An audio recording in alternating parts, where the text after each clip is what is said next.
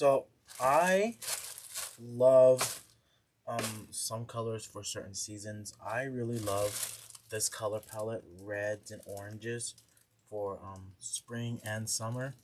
Okay, so we have a really nice full grapevine. This one is a 14-inch grapevine, y'all. So we're going to start off with our bow.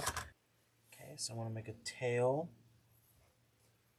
7 inches, pinch, and I'll start making a loop. 7-inch loop, pinch and twist, 7-inch loop, pinch and twist. What sometimes. 8 inches.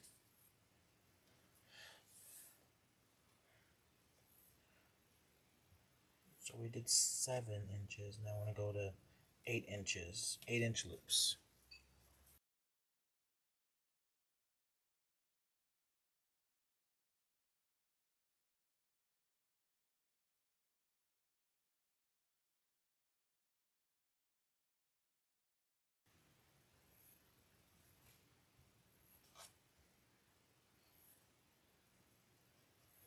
Seven-inch loop.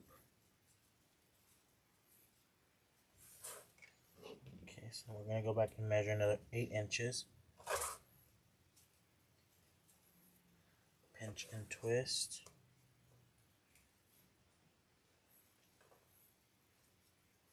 Another 8 inches, pinch and twist. So we did 7-inch loops on our first set of loops. Then we went up to 8, and now this one, we're gonna do 9 inches. Okay. Okay, so we did 8. Now we're going up to 9 inches. Pinch and twist. And then when you're doing your bows, you always want to be mindful of how big your wreath is. You don't want a big, super duper big bow.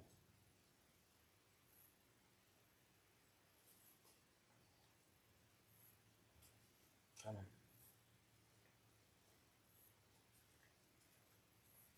Pinch and twist. Okay. So I'm going to put a zip tie, a pipe cleaner right in the back, and then a zip tie. And before I really cinch it all the way, I want to make sure that my loops and my tails are going all in the right direction that I want them to. Yep, that's it.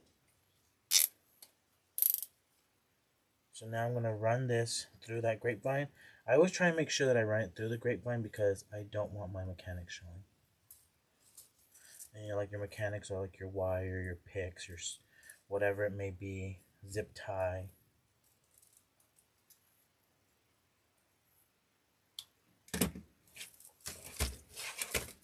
Okay, so yo, I am loving this bow. I love the colors of this bow. Okay, so I'm gonna go ahead and dovetail these. So I don't dovetail my my 7/8 inch ribbon. I normally just leave that as is. But I want to make sure that I still have enough length on these ribbons before I fully commit to that dovetail. So next I'm going to come in, and I know it's the hard to find floral stem, but y'all, I made sure and I stocked up on it before it sold out. And I'm just cutting this up into smaller pieces.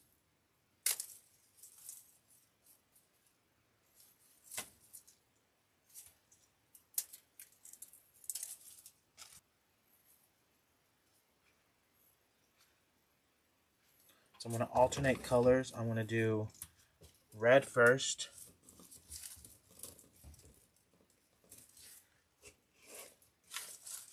Then come up through with an orange. And then we'll do a red. Then the bottom part will be orange, red, and then orange.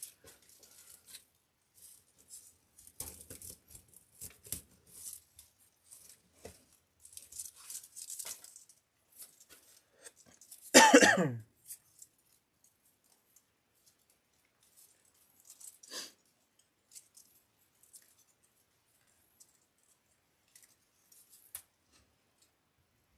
I love that. It really looks like a wildflower wreath. So next, I want to come in, and I don't think I want to use very many of these rose stems, but I want to use this taller stem first.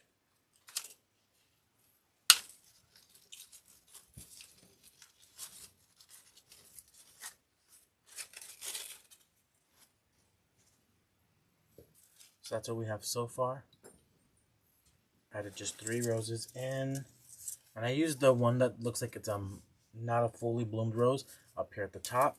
And then next I want to come down on the bottom and we're going to add 3 more.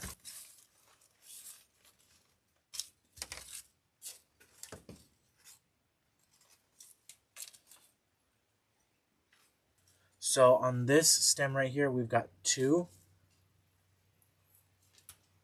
geraniums.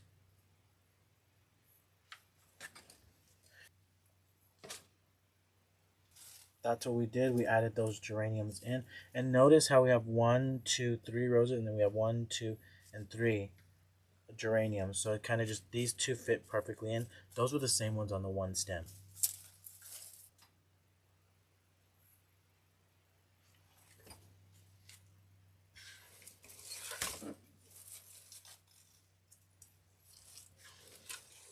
Look how pretty that looks, y'all.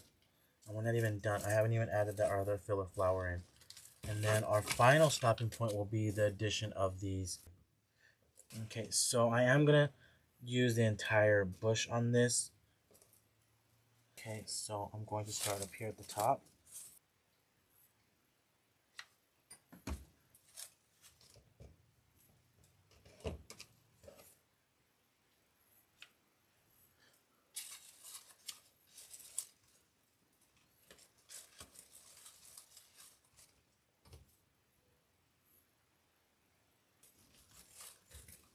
There you go. Okay. So y'all, look how pretty that wreath looks.